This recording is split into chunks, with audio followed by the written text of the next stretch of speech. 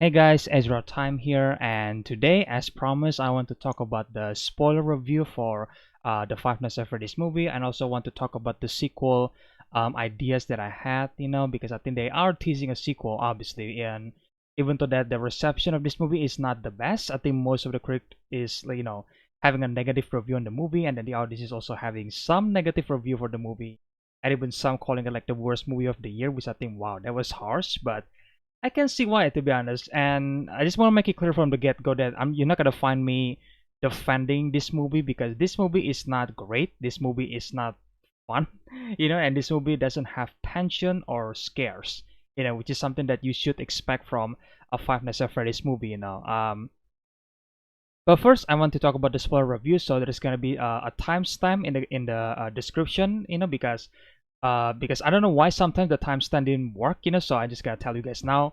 If you want to, get to this specific section of the video, then the timestamp will be in the description, so there you go. So first we're gonna go to the spoiler review about what I think about the movie this time. Like I said before, I love the intro of this movie, where we get to see the security guard trying to get away from the animatronic. And according to Matpat Cameo video, apparently Markiplier was supposed to be the night guard that got killed in the beginning.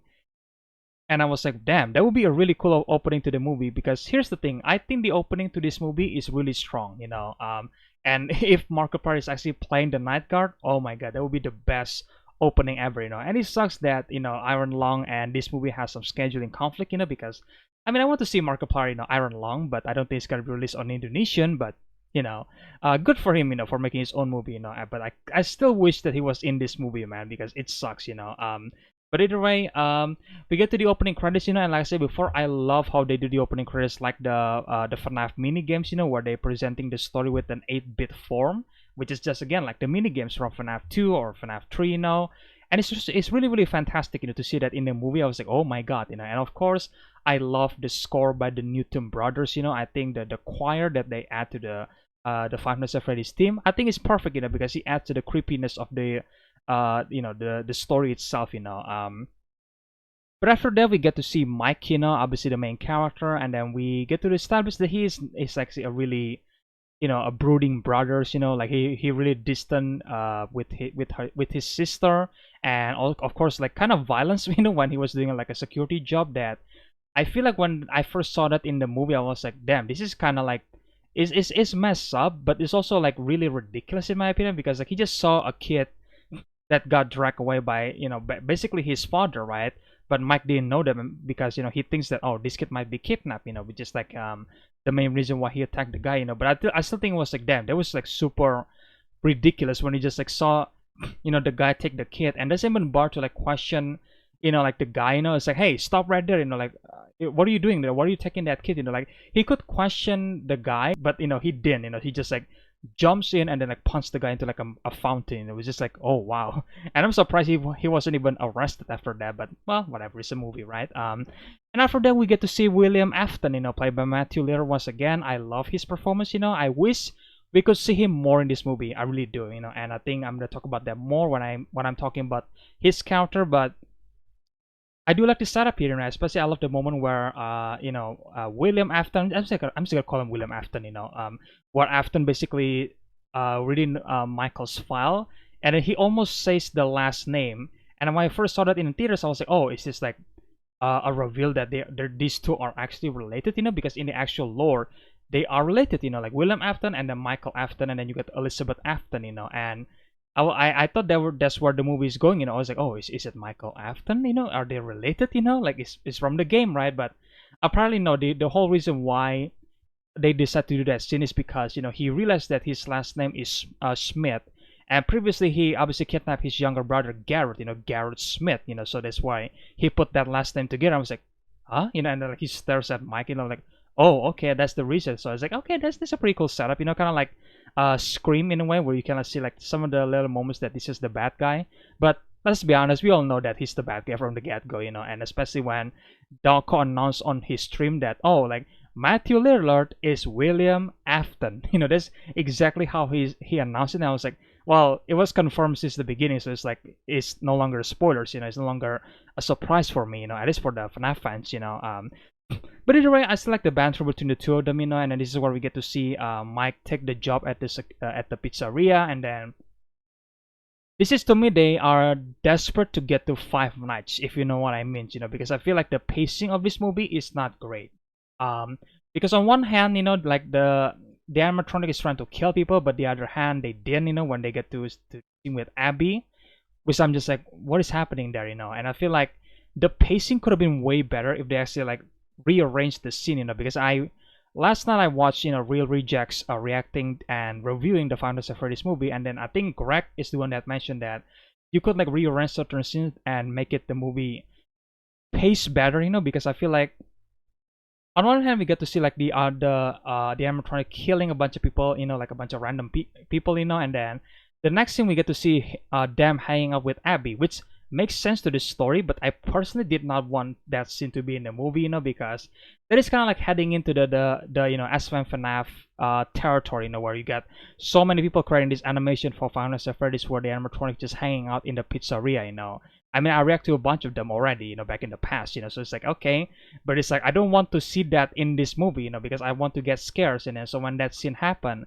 it really bizarre to me that the tone is like clashing with one another, because I feel like on one hand they try to do the animatronic justice, but they didn't really do that, and it's like, yeah, it really sucks, man, the way the pacing of the movie was done, and I feel they are focusing too much on the lore of Five Nights at Freddy's and not exactly on the scares and the animatronics, so which bring me to the next segment, which is the animatronics, because I think I love how Jim Henson Creature Shop bring this animatronic to life. I love the practical effect. I love how they puppeteer this animatronic. I love how they have some guys in a suit to perform the animatronics movement. I love that. They're actually there, and I feel like they are the saving grace of this movie, like the production design, and then of course Jim Henson Creature Shop work on building this animatronic is a high praise for me. So it's like, yeah, it's nice to see this character are brought to life. But here's the thing, the animatronic are not well utilized, and I think some critics also said that the animatronic was not well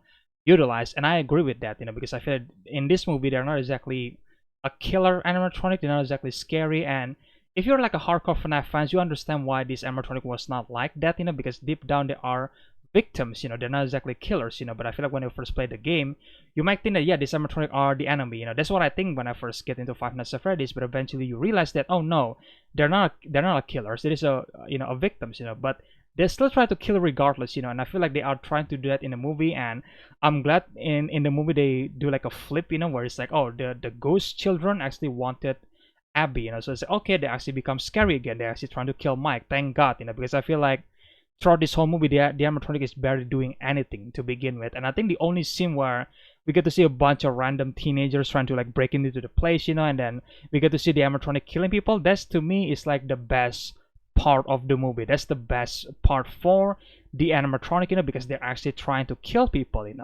But besides that, if that scene didn't exist, then this movie barely had any kill count. Then the animatronic is not even a killer in this movie, because besides that scene, they never really harm any of the main characters. I guess they tried to kill Mike at one point, but that scene was so poorly paced. When he was like running away from Foxy, and then he opens the door, and then like the screen just cuts to black, and I was like, what the hell was that? I think I mentioned this in my movie review before, and I was like, yeah, this scene right here, it's like, what the hell was that? I feel like that was the laziest scene ever, where it's like they just cut away from the chase scene, and just like, oh yeah, he's out, he's completely fine now, he's with Vanessa now in a warehouse. Like, what? Can you like show the can you like elaborate the chase scene more, and then like have an actual ending to the chase scene? Because it seems like now they have no idea how to end a chase scene with Foxy, because Foxy is so fast. So it's like, yeah, let's just cut to black, and then now here's Mike in a warehouse, he's completely fine. Like, what the hell was that, man? And of course, like I mentioned before, this movie has, lack of scares, lack of jump scare even, and it's really bizarre to me, because I feel like this is like the safest property to do a bunch of jump scare, because that's what defined the franchise to begin with, and then in this movie there's barely any jump scare, and the only jump scare that we had is actually with Balloon Boy, and they done it twice. And I feel like that was annoying to me, because it's like, when it first happened, it was like, oh, Balloon Boy, I did not expect you to be in this movie, and that's it, and they do it the second time, I was like, what are we doing here? What is the jump scare is so lame, and I feel like they don't like. I was kind of hoping they do the jump scare with the animatronics, because that's what from the game, And for some reason they didn't do that, and that's why I say like the message for the fans is kind of bullshit to me, because I feel like they didn't really do enough for the fans. They didn't really do the classic Five Nights at Freddy's element by making the animatronics scary, by making them jump scaring people left and right. They didn't even do that. Like that's like the basic rule for FNAF, and they didn't even do that. Like, I guess it's trying to build suspense, but that didn't really work, because I feel like when I saw the animatronic on the screen, that even though they are impressive, they're not as scary as the game was, because in the game the way the animatronic was captured is a bit different, obviously. So when you are bringing this animatronic to a different medium like a movie, then they're actually looking cute, to be honest. When you are on the screen, they're not exactly scary to begin with. But I feel like I don't know, I still wish that they attempted to make this animatronic scary and actually making them a killer, and which I want to bring like a comparison to a FNAF fan movie by Bubblegum Monster. I think I did a reaction video several years ago. I can't remember when, but I did react to it, and I remember how scary that fan movie was, and I think that movie might even scarier than the official movie, which is just baffling to me, because I feel like, here's the thing, I will point out two scenes that actually really affected for me. The first one is actually when the night guard is looking through the animatronic, and then he look at Bonnie, and then he look away, and then when he looks back at Bonnie, you can see Bonnie's like staring at him, and that shit was scary. And I feel like the design for Bonnie and the rest of the animatronic from Bubblegum Monster is actually way scarier than the official design in the movie, because I know that the movie is trying to be accurate to the design of the game, which is, again, to their credits, like, yeah, thank God for that. But I feel like the design, like the original design, wasn't scary, and I feel like Bubblegum Monster managed to to tweak the design enough that it's like, oh yeah, it's kind of like the original design of the animatronic, but it's like different enough to make them scary. And of course, which brings me to the next biggest comparison ever for the scare, is like when the night guard is actually at the office, and then he look at the camera, and then he looks at Bonnie, and then he noticed that Bonnie is standing right next to his door, and he slowly turned his face to the window, and then boom, Bonnie was right there staring at him, and I was like, that was scary. That got me when I was first watching it, I guess. It's like, it was actually scary, and it's like, it's baffling to me that that fan movie managed to capture the scares for Five Nights at Freddy's compared to the official movie, because I feel the official movie got ruined by the big fandom, in my opinion, and of course, speaking of the lack of scare, of course, the camera, like I said before, they're not really using the camera as a vital point for the characters. I said this before. I kind of wish Michael is like trapped inside the office, and then he looks at the camera, mapping out the place, mapping out where the animatronic was, and try to find out the best way to get out of the pizzeria. I wish that could happen, and I feel like that could happen in the third act, and even when he was running with Foxy, I don't mind if he's like entering the office and then try to like look at the camera and finding the best way out, like they could do that. For some reason they didn't. The camera is just there, and the only way we see a character using a camera is actually not our main character. It's actually when the teenagers broke in and then he saw his friend running away from the animatronic, and then he see like Bonnie and Chica at the camera. That's the only scene where they use the camera like the games, but besides that, not really, which is kind of like disappointing for me. Which brings me to the next topic, which is Vanessa characters, because here's the thing, I like Elizabeth Lale performance as Vanessa. At least she does the best she can, with her dialogue in the movie. But I feel like at times she becomes like a frustrating character, to the point that, girl, just tell the truth, and the way they set up the mystery for this character, I get it why she's like becoming a mystery throughout the movie, but I feel like her character and her writing is all over the place, because I recently rewatched the movie, and I realized that, yeah, the character is like all over the place, and one hand, I remember this, where it's like Abby's like hanging out with the animatronic. Vanessa, no, this is like a bunch of kids that got killed, and then obviously they wanted Abby, and they obviously, vengeful spirits, you could say that, and then for some reason Vanessa was like completely fine with Abby just playing with them, and then kind of like encouraging her to be in fact, and then suddenly when an accident happened, that's where Vanessa character just like immediately switch, like, hey Mike, you stay away from the pizzeria or I will shoot you. And I was like, whoa, there's a big change of character in like one scene, so that's why I feel like the tone and the writing for her character is just really all over the place. It's like the movie trying so hard to make her a mystery, to the point that it doesn't really work, because in the end of the day, you just like annoyed and confused by her character. It's like, okay, what are you doing here? Are you actually a nice girl or not? Because like you keep changing your tone, you keep changing your emotion the entire time. Like, what the hell happened there? It's like, all right, which bring me to the William Afton characters, because here's the thing. I love Matthew Lillard's performance in this movie, but he's not in the movie much. And I feel like we could use a lot more William Afton in the movie, because we barely know him. And I guess I get why in the first movie we barely know him, because I feel like they're saving that for a sequel, which I get that. But I feel like we could get a little bit more his flashback in the 80s, where he was like donning the Springbonnie suit, like you could have a flashback there, and then having not even a flashback, you could have like him inside that Springbonnie suit and running away to pizzeria trying to kill Mike, like throughout the movie, or maybe not throughout the movie, but like halfway through the movie, like that happened instead of just like the end, which I kind of get what that happens in the end, but I feel like it was so awesome to the point that I feel like we could use that more throughout the movie, like imagine like the second half of the movie is actually him running away in that suit trying to kill Mike and his sister, that would be much more awesome, without revealing his identity yet, until the third act, And even then, it's kind of weird they changed the name too, because nobody in this world, in this movie world, is looking for William Afton, because I think they don't really know the identity of this yellow rabbit. That's what they call him in the movie, And it's like, yeah, why did you change your name? I know that you're a killer and you're trying to probably get away from the police probably, but nobody is looking for you, and it seems like nobody has any evidence about you killing these kids, Clearly they just know the killer as the yellow rabbit, Springbonnie. But that's it, there is no clear identity of William Afton, so it's like, why would you change your name? I feel like there's like a really weak reveal in the movie, because like you have no idea who William Afton is, and I think I get it for like for other part of the argument here is that, well, it also acts as a surprise, because in the movie his name was Steve Raglan and not William Afton. So when he was revealed, people will be like, oh my god, that's William Afton, that's him all along, But I feel like, I don't know, even for a general audience, you were like, you kind of see this coming, man. I feel like this is not exactly a big mystery movie, because this movie tried to be a mystery movie but just failed at it, because the exposition and the pacing and the execution and the writing is all terrible, to the point that it's actually predictable to see what's going to happen in the movie, And as a FNAF fans, I'm only hyped to see, or like to hear Vanessa saying William Afton's name, So like when it was mentioned, it's like, yeah, there it is, William Afton.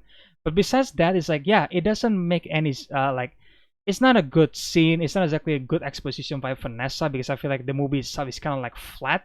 This entire movie is flat. There is no like fun scene, or like there's no like a really big stakes for the character. It's just like flat the entire time. So it's, all right, I guess that's how the movie is. But yeah, either way, I still think that the Springbonnie scene in the end with Matthew Lillard is, I think it's amazing. We see him like lunging at Mike, as he like taser him, and then we hear like the voice modulator inside the mask. I think that it sounds cool. I like the way he like swiped the knife, kind of like Ghostface, obviously, wink wink, and also when he demasks himself, I like that scene, because we get to see Matthew Lillard's performance. I love that. I just wish again we get to see him a lot more in this movie, and I think there's definitely a room for more in this movie specifically, either like a flashback or even the previous scene. You could introduce Springbonnie earlier in the movie without even revealing his identity. I feel like you could do that, but for some reason you didn't, And I feel like if you reveal Springbonnie earlier, that could also bring like an extra reason for Mike to return to the pizzeria, because like he wants to get revenge to the man who killed his brother, And I know that he come back to the pizzeria later on, but I feel like if you do reveal Springbonnie earlier, then that would act an extra reason for him to come back, at least in my opinion, And on top of that, we got the Springlock scene, which I think is quite amazing for the movie. It's nice to see them bring that Springlock scene into the big screen. I do think it's because it was PG-13. It's like less bloody, which is kind of disappointing. But at the same time, I think they do the best they can for a PG-13 rating, And I do like the line when William says, I always come back, which is like, yeah, it's from the game, it's cool. But at the same time, some that didn't make any sense. Why would you say that? Because you never died before. So it's like, I guess you said that just for a sequel tease. It's like, hey, I'm coming back, guys. Remember that. That's what it feels like when he said the word. Unlike in the game where it's like there is an actual context when he says, I always comes back. But either way, I mean, I'm happy they put the line here. But I kind of wish they probably saved that for a sequel, because that would make sense that, yeah, he does come back and he's gonna come back again in the third movie. But yeah, either way, I love how the movie ends, and I love how they put the Living Tombstone music in the movie. I think that was really, really clever. I love that a lot, I sing along in the theaters, which is really fun.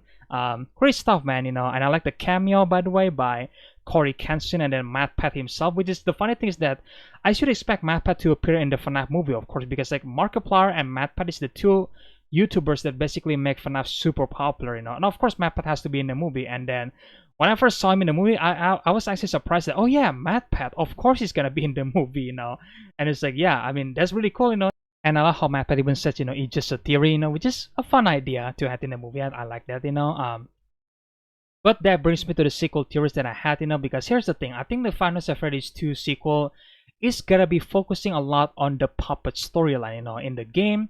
The puppet's name is Charlie, and then he has a dad named Henry. So I feel like they could bring that character to life in FNAF 2, the movie, Or the other part is that I saw Chris from 3C Films like bring this idea that maybe the sequel will follow the spirit of Garrett, Mike's brother, as he possessed the puppet, and I feel like, oh, that could also work, because it adds to the emotional element to our main character, I like that a lot. But at the same time, I kind of want to see, Charlie and Henry into the big screen, because I feel like the story for the puppet in the game is actually really tragic, like you just like left alone in the outside in the rain, nobody's letting you in, and then she got killed, and then if you saw FNAF 6, then you see the puppet is like trying to save Charlie, but like unfortunately, because it was raining, well, the puppet short circuit, and then the puppet die, quote unquote die, besides Charlie like hugging her, in the alleyway. So it's like, that's a really sad, backstory for the puppet man, so I was hoping that they could put that in the movie somehow, And of course, speaking of the FNAF 2 animatronic, we obviously gonna see the toy animatronics, and I kind of wait to see Jim Henson Creature Shop build this animatronic again, because we see Balloon Boy in this movie. So it's like, to me, that's like the basic confirmation that this animatronic Balloon Boy, Toy Freddy, Toy Bonnie, Toy Chica is actually out there somewhere in an older pizzeria, And I think they could like even bring like a reference that, oh yeah, back in 1987, there is this new pizzeria that has a newer models for the animatronics, and then it was a grand reopening in 1987, but it's also closed in 1987. So it's like they could definitely use that as a reference to the backstory to the pizzeria, in the second movie. I think that would be really cool to the timeline itself, because I don't think the movie will do a prequel. I don't think the second movie will be a full-on prequel like the game does. I don't think so. I think you're gonna be focusing a lot on Mike and Abby, because these are our two main characters in the movie. So I think they're gonna be focusing on that, and that's why I think that the second one will obviously gonna be focusing a lot on the puppet storyline. And I don't know how William Afton will come back. Maybe he does become Springtrap by the second movie, but I feel like maybe less green and less grotesque, because I feel like in the game it was 30 years later, so it's like, yeah, that makes sense why he was super damaged in the game. So in the second movie, maybe he's like in a process to becoming Springtrap in a way. So maybe that's how he could come back. Or the second movie could be focusing a lot on William Afton. Maybe William Afton is like the main character, and we get to see a full-on movie with Matthew Lillard, So I think that would be fun to see, but I don't think they're going to do that. I think they are going to be following Mike and Abby along, because I feel like Mike and Abby now is like teaming up to free these kids, because clearly Abby was able to communicate with the ghost. So what's to say the ghost of Charlie or the ghost of Garrett is gonna call back to her and then asking her to free the rest of the kids, from the toy animatronics, So yeah, that could definitely work in the sequel. Abby could be the one who drive the plot forward, and obviously Mike will help his sister, because now he knows the situation with this animatronic, He's been there before. He's like facing the man who kills his brother, so it's like, yeah, he's gonna do anything to put this kid's soul to rest, to rest in peace, So it's like, yeah, the piece of the puzzle is there for the sequel. So I think the sequel could be better if they are actually making the animatronics scary, and at least try to do a horror movie for the second movie, because I feel like in this movie they are focusing too much on the lore and not necessarily on the scares, and that's why I think a lot of people are like not really liking this movie, myself included, and I feel like because the movie doesn't feel fun, because if the animatronic is trying to kill people, and the characters is trying to survive, then yeah, that's how you make the movie fun. Imagine in the second movie we see the mask, the Freddy's mask, and then that could be like a vital a vital plot point for our characters, and I really hope they actually make them important, like the Freddy's mask, and not just like here's some mask, as just a reference to FNAF 2 and then never actually use it for the main plot. I hope that doesn't happen, because in this movie, yeah, they barely use the mechanics from this first game. They only bring the mechanics from sister location, which is bizarre to me. It's like, oh, okay, like also the animatronic was so easy to take down. Like you just taste them and then like they go down. It's like, oh, they're no longer scary because you just taste them and then they're down. So it's like, I know that's the mechanic from sister location, let's motivate the animatronic with a control shock. I get that. But I feel like when you are adapting the first game, let's just adapt the first game and not bring in the rest of the game into this movie, because I feel like they are trying to ruin the movie in some way. So I'm really hoping that the sequel doesn't necessarily do like the taser, the animatronic thingy, but I feel like they should just use the camera, the music box, the mask, and a flashlight to scare Foxy.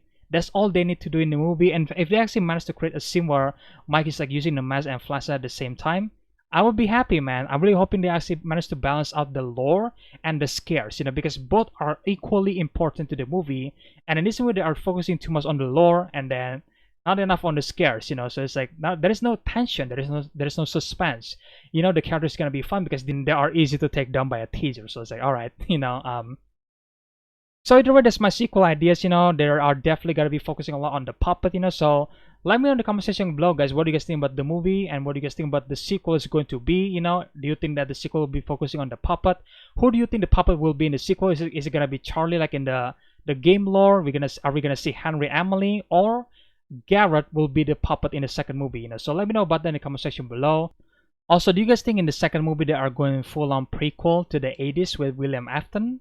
Because I heard some people that they might do that, because a la the game, where the second game is a prequel to the first game, so maybe they do that in the movie, and then we get the full-on Matthew Lillard throughout the entire movie. Maybe we're gonna get that because he does reveal that he signed up for 3 movies, so he's gonna appear in the second movie. So it's like are they gonna do a full prequels, or maybe they're gonna focusing a lot on Mike and Abby, and then maybe William Afton will appear now. And how do you guys think they're gonna handle William Afton in the sequel? Because obviously they're not gonna be he's not gonna become full-on Springtrap until like years later. So it's like, how do you think they're going to bring back William Afton if the movie is indeed a sequel? So let me know in the comment section below, guys. What do you guys think about all this question? I want to hear your guys' opinions on it. And yeah, that's my spoiler review and my sequel theory for Five Nights at Freddy's, guys. And if you guys enjoyed, then leave a like, comment, subscribe, share the videos, usual stuff. And again, I hope you guys enjoyed this video. Stay tuned for more videos in the future, and I will see you guys in the next one then. Bye!